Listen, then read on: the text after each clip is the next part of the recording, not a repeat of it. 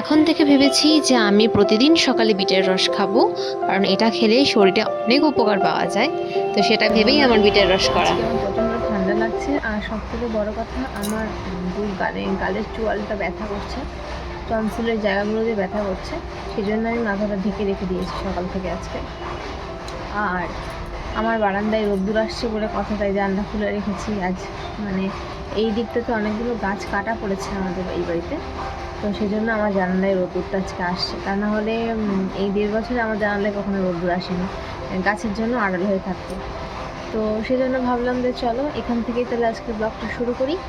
তো সকালে এক বাটি মুসলি খেয়ে লেগে পড়লাম কাজে। সকাল সকাল রান্নাটা আজকে করে ফেলছি, কারণ বিকেলে আমাদের দুজনের একটা বিয়ে বাড়িতে নেমন্তন্ন আছে। তো সকালে আগে প্রথমে ডালটা করছি, ডালের রেসিপিটা তোমাদের সাথে শেয়ার করছি, একটু অন্যরকমভাবে করব।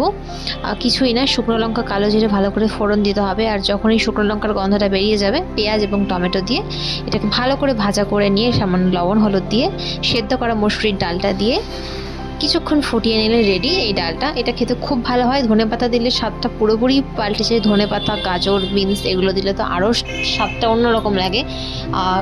ভেজিটেবল মুগ ডাল আর মুসুরি ডালের মধ্যে গোলালে হবে না, মুগ ডালের স্বাদ একরকম আসে সবজি দিয়ে করলে, আর মুসুরি ডালের স্বাদ একরকম আসে।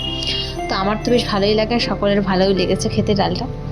তো চলো, ডাল রান্না আমার হয়ে গেছে, আর বাকি রান্না কিছু দেখালাম না, আমি ভিডিও করতে পারিনি, তাড়াতাড়ি করেছি বলে। আসলাম, এই যে আমার ফুল লোক, একা একাই রেডি হয়েছি, পরে শেয়ার করছি। তো চলো দেখতে থাকো লাস্ট। তো রিসেপশন বাড়িতে প্রচণ্ড ভিড় থাকার কারণে সেরকমভাবে ভিডিও ফুটেজ কিছু নিতে পারিনি, আর কিছু দেখাতেও পারিনি, তবে যতটা সম্ভব পেরেছি আমি নেওয়ার চেষ্টা করেছি ভিডিও ফুটেজ।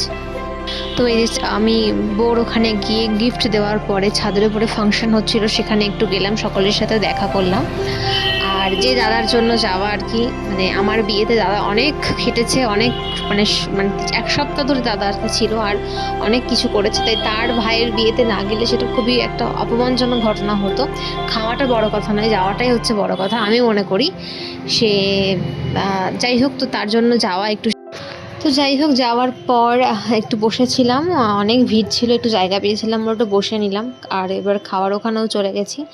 তো অনেক রকম আইটেমই করা হয়েছিল, কিন্তু আমি সব রকম আইটেম খাইনি বলে তোমাদের সাথে শেয়ারও করতে পারছি না। যাই হোক, ছোট্ট একটা wedding plus daily blog, mixed blog দিলাম। কেমন লাগলো অবশ্যই কমেন্টে জানিও, লাইক সাবস্ক্রাইব করতে ভুলো না। টাটা।